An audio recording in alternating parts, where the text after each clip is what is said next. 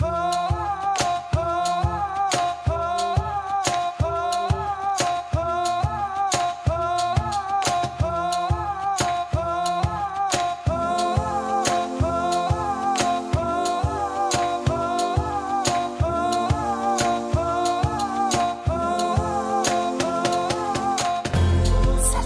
à tous, j'espère que vous allez bien. On est aujourd'hui lundi 9 décembre et j'ouvre un nouveau vlog, mais pas n'importe quel vlog, j'ouvre mon 100e vlog. Et je dois avouer que je suis pas peu fière de ce petit chemin parcouru, je suis pas peu fière de vous proposer un 100e vlog. Alors c'est pas la 100e vidéo de ma chaîne puisque 2 années de suite déjà j'ai fait des vlogmas, donc ça représente 48 vlogs, mais ce vlog d'une semaine en bonne et due forme, c'est le 100e.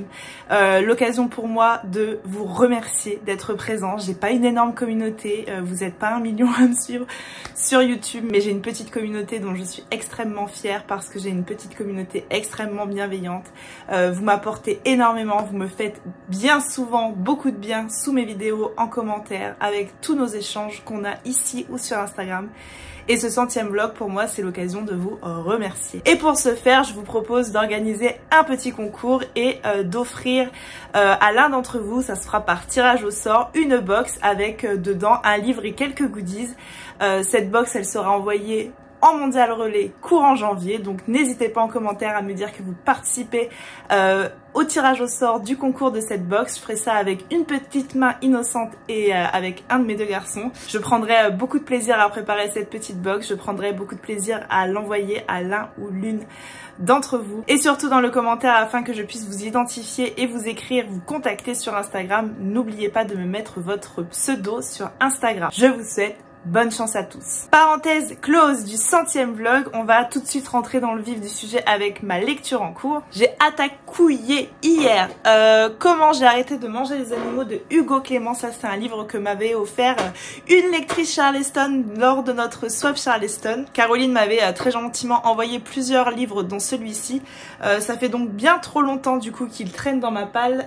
Voilà, c'est une question très sensible pour moi. Le fait d'être végétarien, c'est quelque chose à laquelle je songe, c'est quelque chose à laquelle je ne parviendrai jamais à devenir végétarienne parce qu'il y a des choses que j'aime beaucoup trop dans la vie de tous les jours. Mais c'est une question qui est sensible pour moi et je me dis que ce livre-là va très certainement m'apporter des données supplémentaires pour peut-être me faire freiner davantage la viande. Donc voilà, j'ai un petit peu attaqué ça hier, j'ai lu les 2 premiers chapitres, j'en suis à la page 42, c'est beaucoup de chiffres, beaucoup de données, c'est ce genre de livre, de toute façon je savais à quoi m'attendre en l'attaquant. Là pour le moment il nous parle surtout de la sensibilité des animaux, sensibilité que souvent on ne leur attribue pas à tort alors que on a de nombreux exemples ici de vaches, de poules, etc.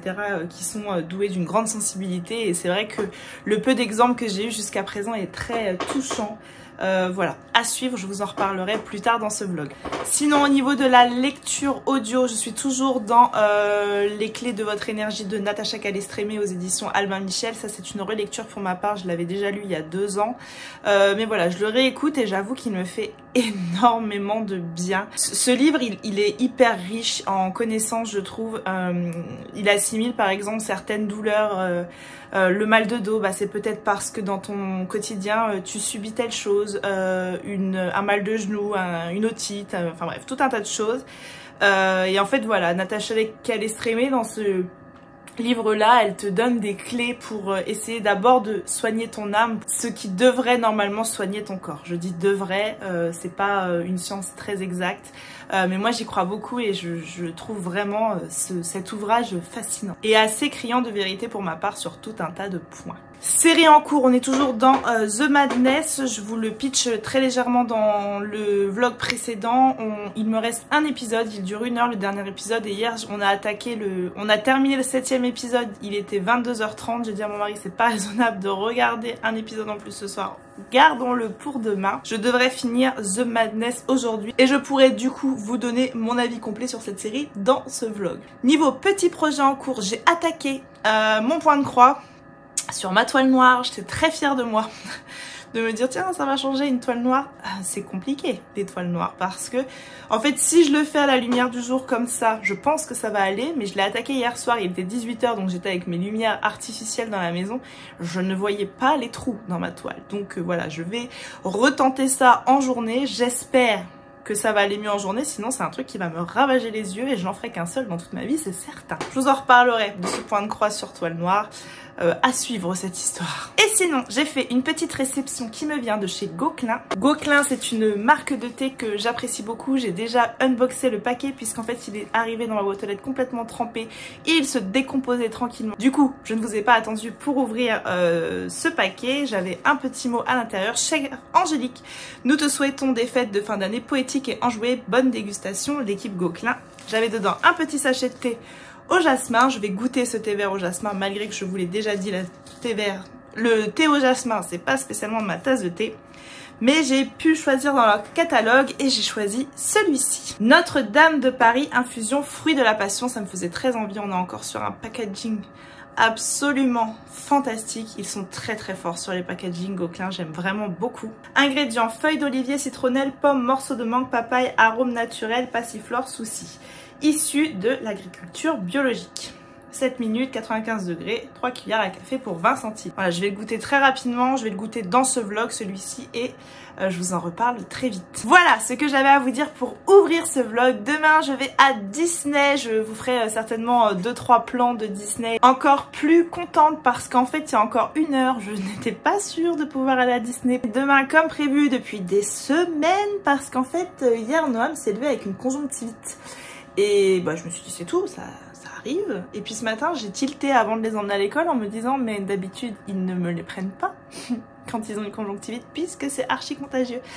Donc je suis allée voir la maîtresse ce matin qui m'a dit qu'effectivement aujourd'hui elle me prendrait pas Noam, d'où pourquoi je suis à la maison un lundi en plein après-midi. Et du coup je l'ai emmené chez le médecin en début d'après-midi et le médecin m'a dit il n'y a pas de souci pour demain, je vous donne mon feu vert pour le mettre à l'école. Je tiens à préciser évidemment qu'il n'a ni fièvre ni quoi que ce soit, il pète le feu, juste il a l'œil tout rouge. Donc voilà, demain je vais à Disney, je vous embarque avec moi sur quelques plans et je vous reprends très certainement mercredi ou jeudi. Je vous reprends, on est toujours lundi, je viens de tourner mon contenu, comme on peut le constater derrière, pour le thé Notre-Dame de Paris de Gauquelin. Du coup, j'ai goûté, je vous ai dit que je vous en ferai un retour rapide. On ne peut pas faire plus rapide, j'adore. J'aime beaucoup cette infusion fruits de la passion. Dedans, on sent des fragrances de pommes, de papaye. Franchement, je valide à 100%, je pense que dans toutes les infusions et thés qu'ils m'ont envoyé, c'est celle que je préfère. Si jamais vous voulez passer commande pour offrir un cadeau à Noël ou pour vous, sur votre première commande chez Gauquelin, je vous propose un code promo de 15% avec le code CHACHA15. C'est toujours ça de prix, 15%, et en tout cas celle-ci, elle est délicieuse. Je tiens à préciser que je ne gagnerai rien de plus si vous commandez avec mon code promo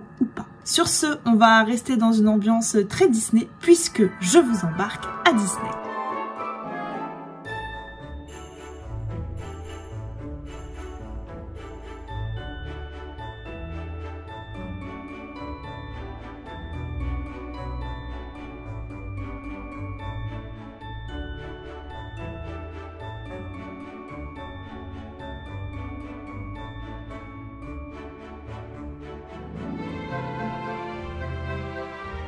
Je vous reprends, on est mercredi matin, je vous reprends pour vous faire un petit haul de mes achats de Disney hier. La journée hier au parc, elle s'est super bien passée, on a eu beaucoup de chance parce qu'il y avait quasiment pas d'attente aux attractions. On a fait Space Mountain en 10 minutes, Buzz l'éclair en 5 minutes, l'attraction de Spider-Man pareil en 10 minutes, donc c'était vraiment trop cool, on a eu beaucoup de chance.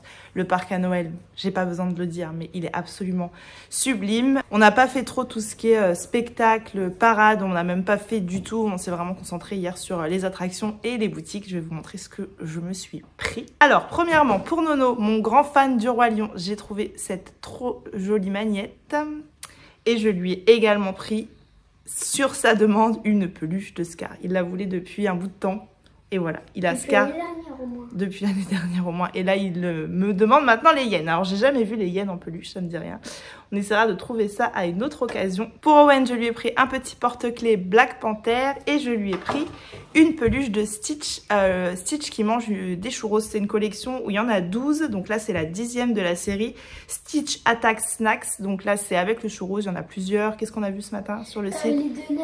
Il y a les donuts, les pommes d'amour. Il y avait aussi un bonhomme de pain d'épices. Un pain d'épices, etc., etc. Ils sont trop jolis, ces peluches-là. Donc voilà, ce que j'ai ramené pour les garçons. Pour moi, je me suis pris 2 petites décorations pour mettre dans le sapin de Noël. Tic et tac, je les adore. J'avoue que le prix, à chaque fois, il me fait quand même baliser à Disney. Il se fout le pain. 15 € les 2 petits trucs en plastique comme ça. Je trouve toujours que c'est une blinde. Mon mari, je lui ai ramené un porte-clés de Captain America. Il voulait un porte-clés bleu. Il voulait un Stitch à la base, mais j'ai pas trouvé de Stitch. Enfin, pas tout bleu en tout cas. Sinon, j'ai ramené 2 mugs. Un pour ma mère, un pour ma soeur. Je vais vous les montrer. Alors, le premier, ça c'est celui de ma mère. Je lui ai pris Alice au Pays des Merveilles. T'es sûre qu'elle aime bien le gris et le blanc? Bah, je trouve qu'il est trop beau avec les fleurs. Ça devrait plaire à mamie, non? Et pour ma soeur, j'ai pris Stitch comme ça. Il a une fleur dans les cheveux. Ouais, avec derrière évidemment Ohana means family. Alors ouais, c'est des vraies familles. J'adore. Et pour moi, j'ai complètement cracos. Bah en même temps, à chaque fois qu'elle va à Disney, elle s'achète un sac. C'est pas vrai. Les 2 autres sacs, je les ai jamais achetés à Disney. La dernière, je m'étais pris le pull. Tu t'as acheté Hercule aussi à Disney. Je l'ai pas acheté à Disney, Hercule. Tu l'as acheté où alors? Bah, je l'avais acheté sur internet. Je me suis pris un Loungefly de Noël de Mickey en pain d'épices que je trouve absolument incroyable. Il est trop beau avec les petits détails et tout. Je trouve que les détails, ils sont trop jolis. Enfin voilà, j'ai craqué. Ça sera mon sac pour cette période de Noël. Voilà pour mes petits achats à Disney. Il y a les garçons qui sont là, donc ça va pas être évident de vlogger, vous faire un retour de lecture. Donc je vous reprendrai un petit peu plus tard.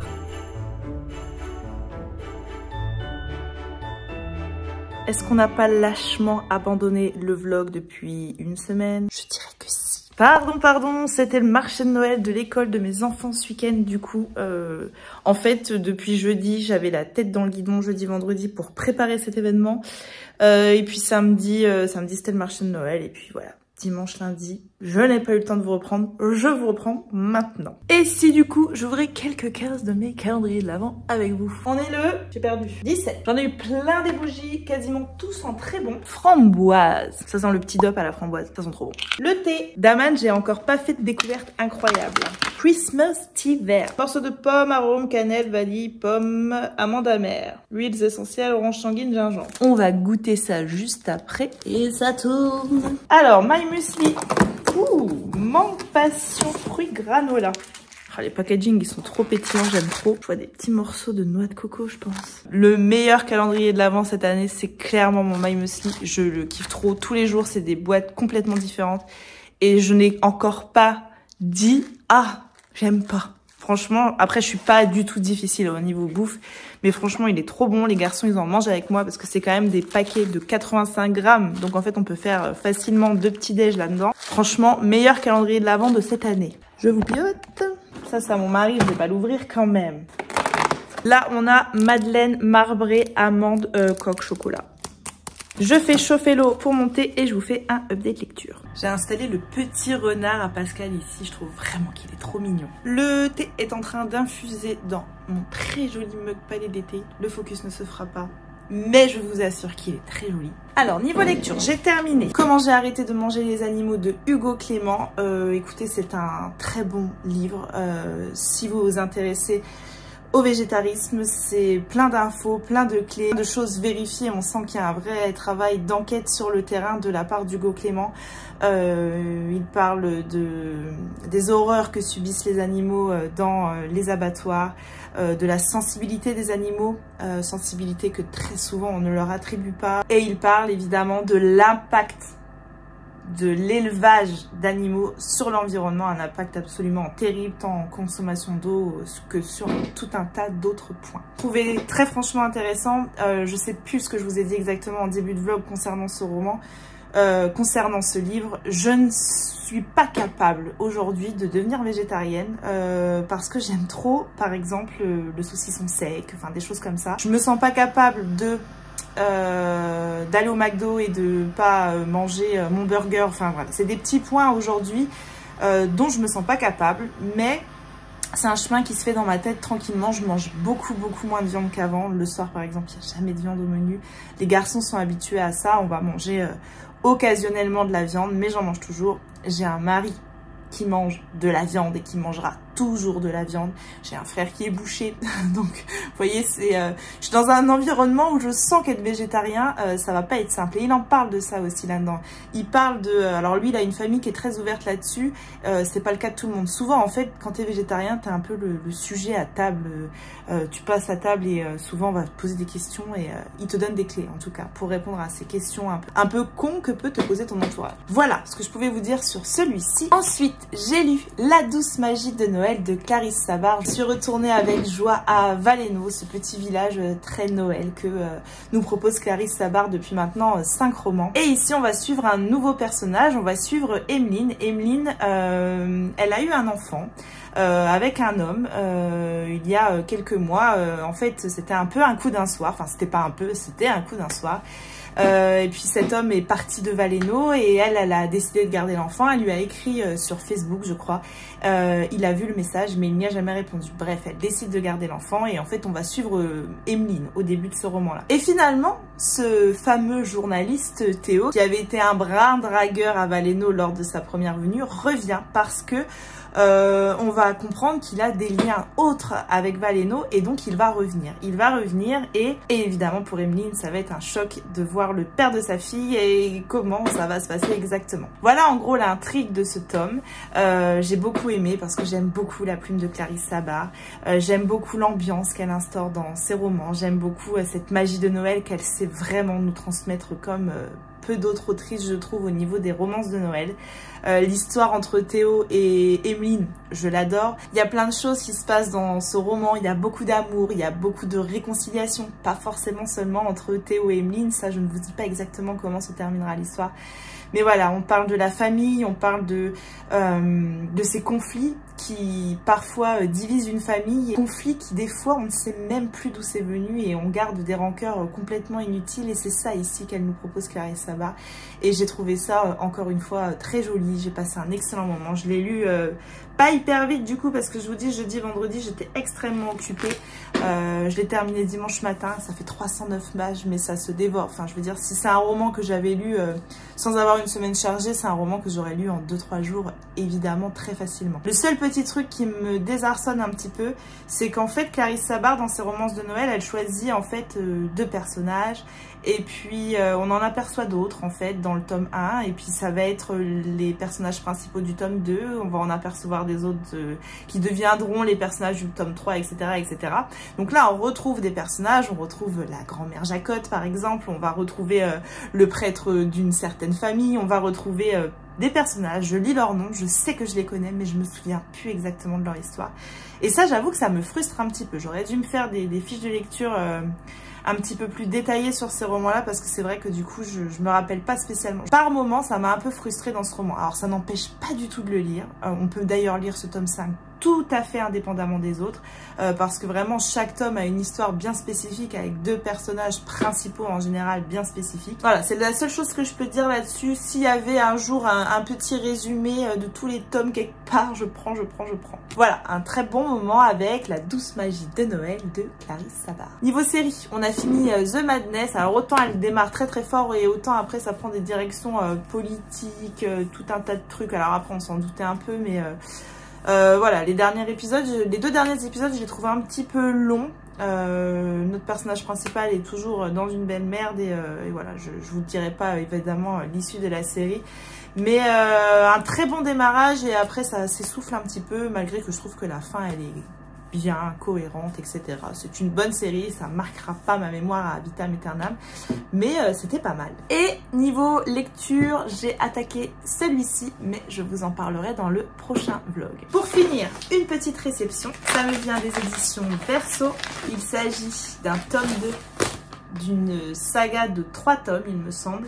Le premier tome m'avait archi méga convaincu, c'était un très grand coup de cœur. Et il s'agit donc de Les héritières de Deveril, Filles d'Irlande, tome 2 de Santa Montefiore, donc aux éditions Verso. Je ne vais pas vous lire le Verso puisqu'il spoil le tome 1 qui est Le secret des Deveril, mais je peux vous dire en tout cas que le premier tome ça avait été un grand coup de cœur parce que le décor est incroyable, parce que le côté historique est incroyable, parce que les personnages sont extrêmement riches, extrêmement détaillés, on a une vraie histoire, on a beaucoup de personnages mais tout s'imbrique bien, enfin je sais pas comment vous dire mais j'avais adoré le tome 1. Donc un très grand merci aux éditions Verso pour l'envoi. J'en profite avant de clôturer ce vlog, c'est un vlog dis donc plein de concours, je vous le dis en ouverture de ce vlog, j'organise un concours pour fêter ce 100e vlog, donc n'hésitez pas à revenir en arrière pour voir les conditions.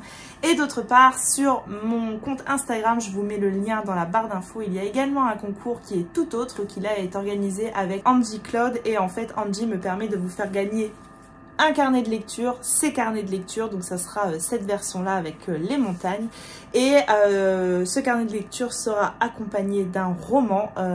J'ai choisi de vous faire gagner, donc c'est au choix, soit Le secret des Deveril, le tome 1, soit Les larmes de l'asphodèle de Nora Lake aux éditions Hurlevent. Je vous laisse aller participer à ce concours et je vous souhaite à toutes et à tous bonne chance. Je vais goûter mon thé quand même. Je l'ai fait infuser trop longtemps. J'ai encore oublié d'enlever le sachet. C'est un thé vert. Rien de fracassant. Voilà, sur ce, je vais clôturer ce vlog ici. Comme d'habitude, j'espère qu'il vous aura plu. Comme d'habitude, n'hésitez pas de prendre le temps de liker, commenter ou partager votre instant de visionnage sur les réseaux sociaux. Moi, je vous reprends très vite dans un nouveau vlog. Je vous fais des bisous. À bientôt. Bye.